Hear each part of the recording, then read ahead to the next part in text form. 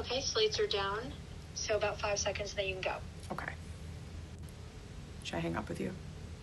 Yes. Okay, bye. Hey everyone that's logging on to watch us on the internet and streaming all over the country. We're reporting on some new reporting that came out just from the New York Post just in the past couple of days, talking about the Butler assassination.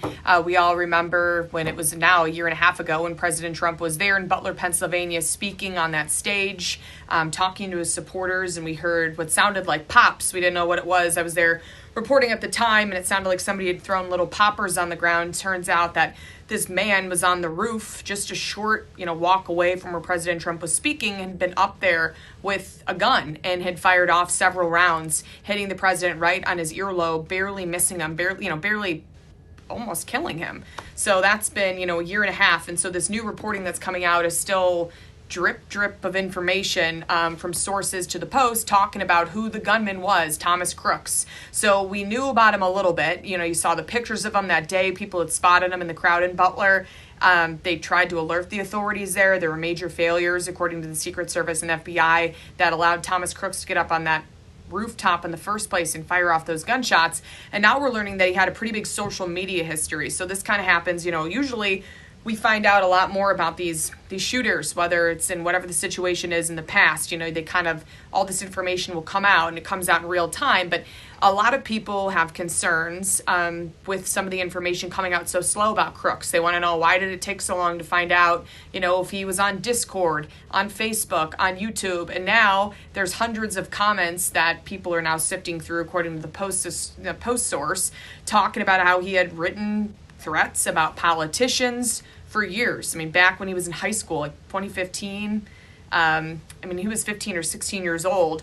He was posting all of these things on the internet that people actually flagged to the authorities, saying this guy is talking, about political violence, how he wants to take it into his own hands. We want the FBI to step in. So they thought by flagging it, those users, according to the Post, that something would come from it. But years later, we're talking 5 years later, nothing happened, according to the sources, because he was allowed to just go out to that rally in Pennsylvania, climb up on that rooftop, and open fire. So I think because there's been such a lack of answers, including for the family of the man who was killed that day in Butler, according to Comparator, it leads people to start believing things, that might not be true, like conspiracy theories or whatever, because they're wondering, well, why didn't the FBI put this information out? So that's what my story is about today. So that's why we're doing this live stream, because, it's been a year and a half, and people are still wondering, what do we know about this Thomas Crooks? We knew he was 20 years old. We knew what he looked like. We knew where he lived in Bethel Park, Pennsylvania. But what else do we know? So I think that's why a lot of people want to know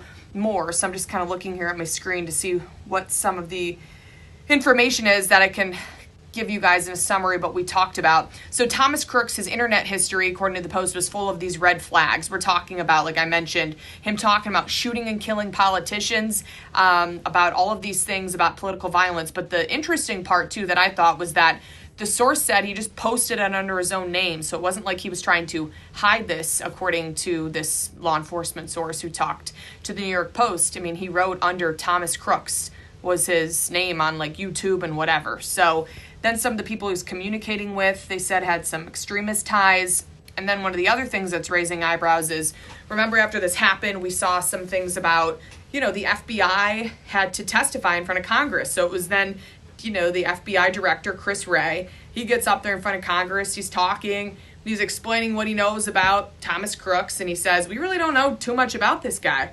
And people are like, okay, well, by now you think you know more, but really not much more has come out. But they also said, I'm going to read you specifically, because I have a good memory, but I don't want to get it wrong.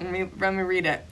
Let me find it. We've been using this in our reporting. He said, in terms of what we've been able to find so far, a lot of the usual repositories of information have not yielded anything notable in terms of motive or ideology. So that's why a lot of people are questioning this, because he wrote in, this is what Thomas Crooks wrote according to the source. In my opinion, the only way to fight the government is with terrorism-style attacks. Sneak a bomb into an essential building and set it off before anyone sees you. Track down important people, politicians, military leaders, and try to assassinate them. So what do you mean, people are asking, what do you mean to Chris Wray that you didn't know what his motives were or why he did it? Then the other thing that was interesting, according to our reporting and some of the things we've talked to with law enforcement sources, including with the New York Post, is that they also said that he, appeared to maybe have some ideologies that were like anti-immigration. Let me read exactly what they said. 700 comments posted from this account, the FBI said. Some of the comments ultimately were attributable to the shooter, appear to reflect anti-Semitic, anti-immigration themes and political violence that was extreme. So they never said, though, the FBI, in those hearings that Thomas Crooks wrote terrible things about President Trump. He had written great things about him in 2019, and then in 2020 something happened, something flipped with this kid, and he started writing anti-Trump things and talking all about political violence. So the main thing is, the reason this is still interesting to people is, one, because it was a huge part of history, but two, it's like, what else is out there that the public still doesn't know about? And at this point, why don't you just put it all out there? We know the FBI director, Kash Patel, had talked about this, even on Fox. He said, what we know is what you guys know. So maybe it's just they think everything was out there. It was under the Biden administration's FBI with Chris Wray and this Paul Abbott that they were testifying, and they're the ones that gave the initial information. But I think at this point, especially with it being President Trump's administration, maybe people thought there would be a little bit more than just a drip of information, or maybe that's all there is. But for the families, who were impacted by this, and all the people who were there that day, and everybody watching across the country, I think people are wondering, like, if you have something at this point, why didn't you just put it out there? I'm going to look to see, multitasking here, but if anybody's writing to us, I know we share this on our digital platforms, and people have questions, so I'm going to pull this up here. Okay. What did the FBI know? Well, that's the question. What did the FBI know? Did they release everything at this point? It depends on who you talk to. I mean, according to this reporting, there was other stuff out there. There was a video, too, that was in his Google Drive, according to the New York Post, that showed him practicing, shooting in his room. He lived in Bethel Park, Pennsylvania, which really wasn't too far from Butler. When I came back to cover the story, I was there when the shooting happened, and then I was also, came back to Butler to keep reporting on it, including for the 1 year mark. And I went by his house. His parents have never answered. His parents have really never said anything. I think people have questions about that too. Like, how was he buying, according to the police, different things to concoct a bomb and an explosive that he was supposedly making? How was he able to, buy some of those weapons? He was constantly going and practicing, I guess, at the nearby shooting range. So the FBI had said anything that they found about the parents and his cell phones that were possibly encrypted, they were going to release. But it really hasn't all come out. And again, it might just be because that's all they have. But I think in this day and age, when everybody has, a Facebook, Instagram, a Snapchat, a Venmo, you name it, is there anything else that's on there? And that's what the wife of Corey Comparator, who was killed that day at the Butler rally, wants to know. She's like, if you got something else, let me know. I mean, it helps people with their healing process, or wants to know exactly what red flags were missed. And if he was writing about this stuff, Thomas Crooks, on the internet, was any of it flagged to law enforcement? Did they have a file on this kid? According to the FBI, they didn't. But I think because it was the FBI under Chris Wray, and now it's an FBI under Kash Patel, people are wondering if new stuff is going to come out. So there is an event this week. I know Kash Patel and Pam Bondi are also all going to be speaking about a different event, at a different event this week. And so we're hoping here at Fox that we can get some questions in and ask some people, if there's anything else that's going to come out. Did they write about the Democrats? Somebody said, yeah, he wrote things about all different people. I mean, he was Googling how far was, he was Googling about the JFK assassination. He Googled a bunch of things, like how far was he standing away when he fired the gun? When was Trump's rally? He Googled about Joe Biden, it said at the time. And he called for political violence across the board. I mean, going back to what, according to the Post source, he wrote, in my opinion, the only way to fight the government is with terrorism-style attacks. He also wrote, track down any important people, politicians, and leaders and try to assassinate them. I mean, people write a lot of things on the internet, but knowing that you're writing it under your own name, according to the police that talked to the Post, he wasn't trying to hide it, it doesn't seem. I mean, his username, according to the Post, was like Thomas Crooks.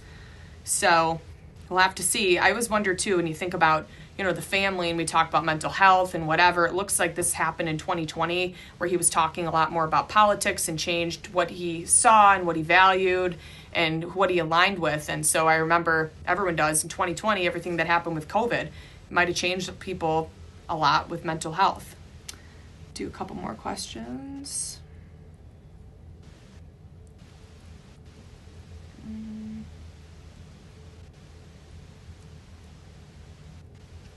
Looking on Twitter, see if there's anything on Facebook. But yeah, I'm wondering if people are still pretty glued to this, for updates.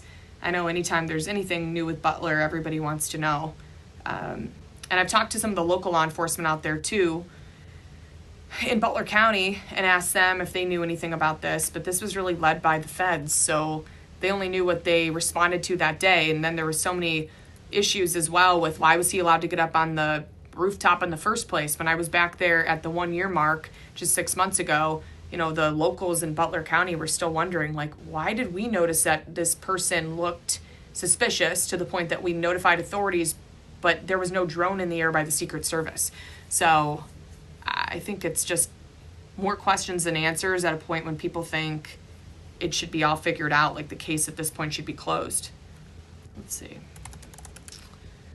We're also going to be talking about this on Fox News again, coming up in about 15 to 20 minutes, so I'm going to hop off in a second, but you can tune into The Story with Martha McCallum and watch us there. Let me see, you wrote, wow, a lot of scam comments. I'm trying to find some people that want some answers.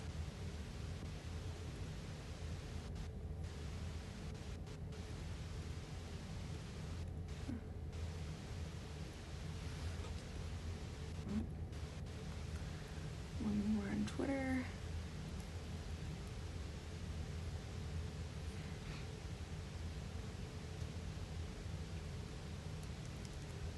Someone said, why doesn't Trump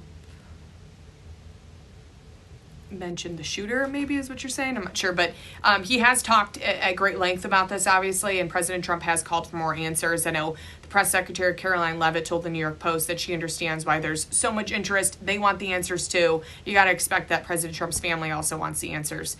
So I'm sure more stuff will come out if they've got it. So we'll have to see. But anyway, I just wanted to hop on and tell everybody what my story is. Follow us on socials. We'll continue to post on here about the Butler investigation and keep you updated throughout the day. But watch at 3:20 on Fox News Channel, and you can watch at like 6:15 tonight too on special reports. So thanks